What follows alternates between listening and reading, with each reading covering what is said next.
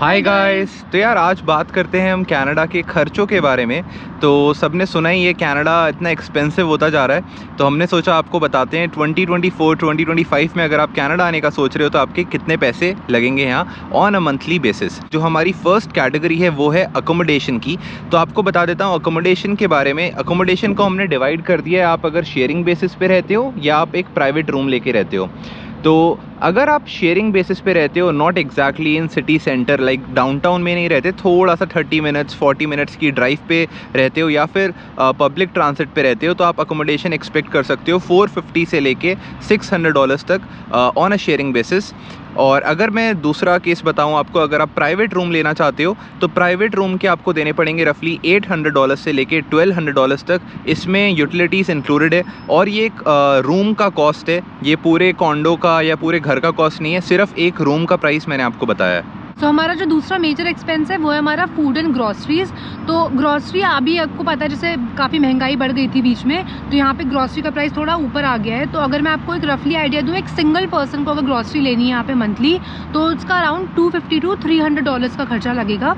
और ग्रॉसरी के अलावा ऐसा नहीं है कि आप पूरे टाइम घर पर खाते रहोगे, तो कभी आपको जैसे बाहर खाने का मन कर गया, कभी आपको कॉफ़ी पीनी है, कभी आपको मैकडी वगैरह में खाना है, तो इसका आप आराम से अपना मान के चलो कि आपको $100 पर मंथ का खर्चा आप इसका लेके चलो। और इसको जितना लो रखोगे वो बेटर रहेगा, तो हम इसलिए आपको लोएस्ट साइड पे ही बता रहे हैं। राइट। इसमें मैं एक चीज़ और ऐड करता हूँ, अगर आपको कुकिंग नहीं आती है और आपको अपने खाने का जो सीन है पूरा सॉर्टेड रखना है, तो आप टिफ़िन सर्विसेज भी यहाँ पे बहुत मिलती हैं। आप किसी भी बंदे से, किसी भी काफ़ी रेस्टोरेंट्स भी ऑफ़र करते हैं या फिर फेसबुक मार्केट प्लेस के थ्रू यहाँ पे जो इंडियन लोग आए हुए हैं वो लोग अपने घर से खाना होममेड खाना बनाकर एज टिफ़िन ऑफ़र करते हैं। तो यहाँ पे टिफ़िन आपको मिल सकता है $250 से $300 के प्राइस में ऑन अ मंथली बेसिस, जिसमें आपका 6 डेज़ का खाना आया करेगा। उसमें 2 सब्जी आएंगी, 8 रोटी आएंगी, राइस आएगा, रायता आएगा और अच्छी मील होती है। आपका पूरा लंच डिनर का काम निकल जाएगा इन $300। इसके बाद जो हमारा थर्ड मेजर एक्सपेंस है वो है हमारा ट्रांसपोर्टेशन। तो मैं बात करती हूँ एक उस सिनेरियो में जिसमें स्टूडेंट के पास कार नहीं है, उसको अगर पब्लिक ट्रांसपोर्ट यूज़ करना है कम्यूट करने के लिए, तो उसका कितना खर्चा लगेगा।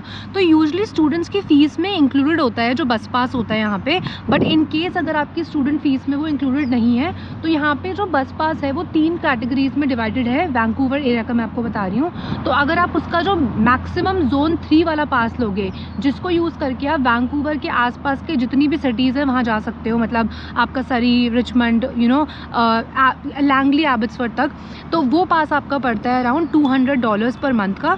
अगर आपको ये पास नहीं लेना है, सिर्फ अपने जोन का पास लेना है, तो आप वो ले सकते हो। वो आपको $100 से स्टार्ट हो जाता है, तो आप वो ले सकते हो। और अगर आपको डेली पास कहीं दूर जाने के लिए लेना है, तो आपका डेली पास जो होता है वो आपका $12 का होता है। राइट। तो ये हो गया पब्लिक ट्रांसिट के बारे में। अगर मैं आपको गाड़ी के बारे में बताऊं तो मैं आपको नई गाड़ी का प्राइस वगैरह तो नहीं बताता। अगर आपको लेनी हो, आई थिंक 40,000 के आसपास नई कार आती है यहाँ पे।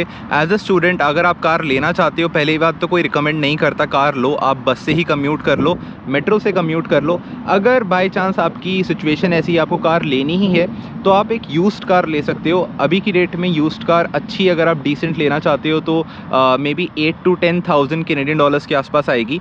तो इसके साथ साथ अगर मैं आपको कार के मंथली खर्चे बताऊं, तो सबसे पहली कॉस्ट आ जाती है हमारी इंश्योरेंस की। एवरी मंथ आपको इंश्योरेंस पे करना पड़ेगा और उसका कॉस्ट होगा रफली $200 से $250 के आसपास। अगर आप टोरंटो साइड ब्रैम्पटन साइड जा रहे हो तो वहाँ पे इंश्योरेंस कॉस्ट और भी ज़्यादा है, वहाँ $300 से $400 तक चला जाता है।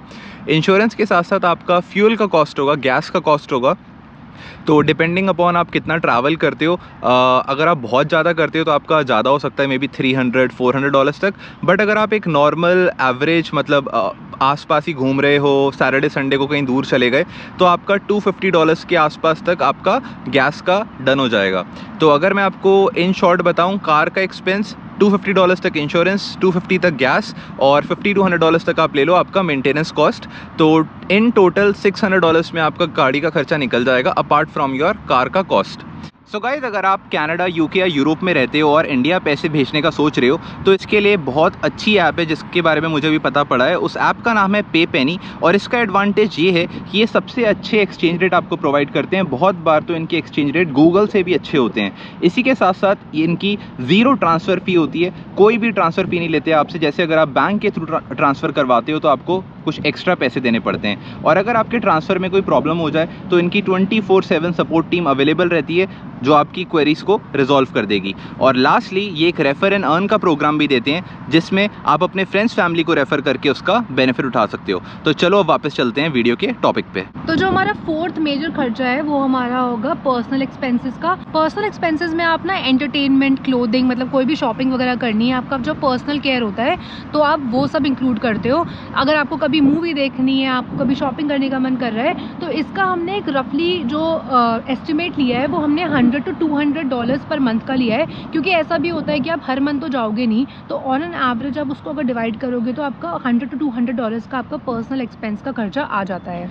राइट, इसमें हर चीज़ इंक्लूड हो गई आपकी, लाइक नेटफ्लिक्स की मेंबरशिप, प्राइम की मेंबरशिप, अगर आपने IPTV लगाया वो हो गया, हेयर कट हो गया आपका, मतलब जितना भी हो गया। लाइक एवरी मंथ आप शॉपिंग भी नहीं करोगे, आपने 2-3 महीने में एक बार कुछ ले लिया, और एज अ स्टूडेंट आप फालतू चीज़ों पे पैसे कम ही खर्च करोगे। तो इसलिए हमने कंजर्वेटिव साइड होकर $100 का ही लेकर चल रहे हैं हम इसका बजट, $100 to $200। तो इसके बाद आते हैं हमारे नेक्स्ट मेजर खर्चे पे, जो कि हो गया हमारे फ़ोन बिल्स। यहाँ पे जितने भी सेल फ़ोन प्रोवाइडर्स हैं तो वो सिम आपको देते हैं। सिम के साथ साथ आप अगर फ़ोन लेना चाहो तो आप उनके थ्रू ही फ़ोन भी ले सकते हो। जैसे बहुत लोग होते हैं यहाँ पे कनाडा मूव होने के बाद, जैसे किसी भी सेल फ़ोन प्रोवाइडर से अगर आप एक बेसिक प्लान लेते हो तो वो आपको $50 तक का मिल जाएगा, जिसमें आपका may be 20 GB to 30 GB आपका नेट इंक्लूडेड होगा उसमें। और अगर आप फ़ोन भी उनके थ्रू लेते हो तो वो आपका आईफोन की किस्त बनवा देंगे, और आपका जो टोटल कॉस्ट आएगा $50 तो आएगा सेल फ़ोन प्लान का, और $50 to $60 आएगा आईफोन का।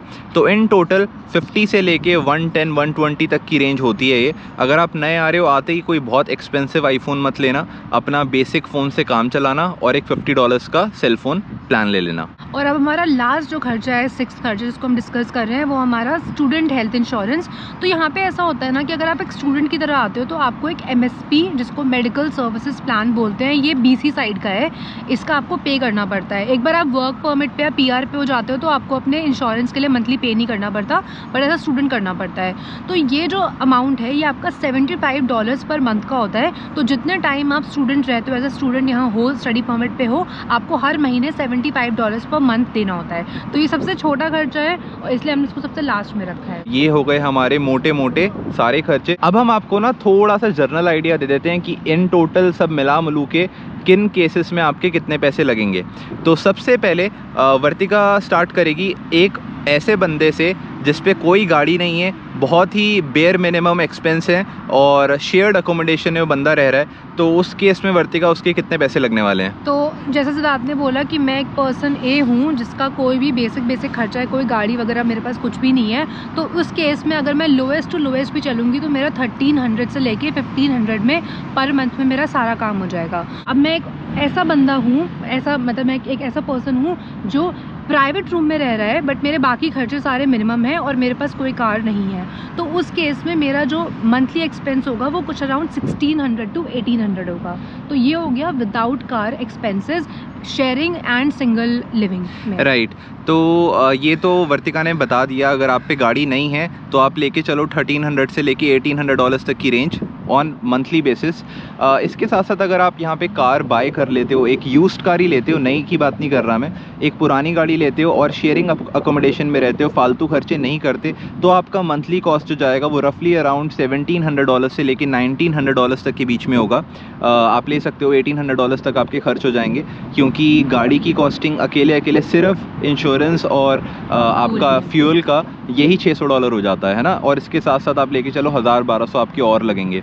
और ये था शेयर्ड अकोमोडेशन का। अगर आप एक अच्छी सी जगह पे रह रहे हो, बिल्कुल वैंकूवर या टोरंटो के डाउनटाउन में आ गए हो, वहाँ आप 1200 का कमरा लेके रह रहे हो और आपने गाड़ी भी ले रखी है, तो आपका जो खर्चा जाएगा वो रफली ईजीली मतलब 2000 से ऊपर चला जाएगा, मे बी $2200 to $2400 तक।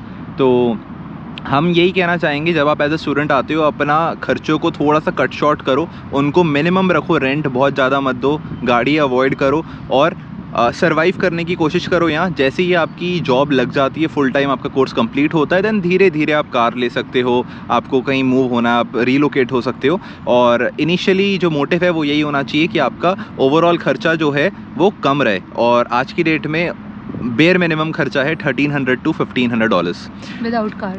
Without car. तो यही था गाइस आज की वीडियो में। अगर आपको ये वीडियो अच्छी लगी हो तो प्लीज़ इस वीडियो को लाइक करना, अपने फ्रेंड्स फैमिली के साथ शेयर करना और मेरे चैनल को सब्सक्राइब करना। Thank you so much for watching guys, see you in the next video, bye.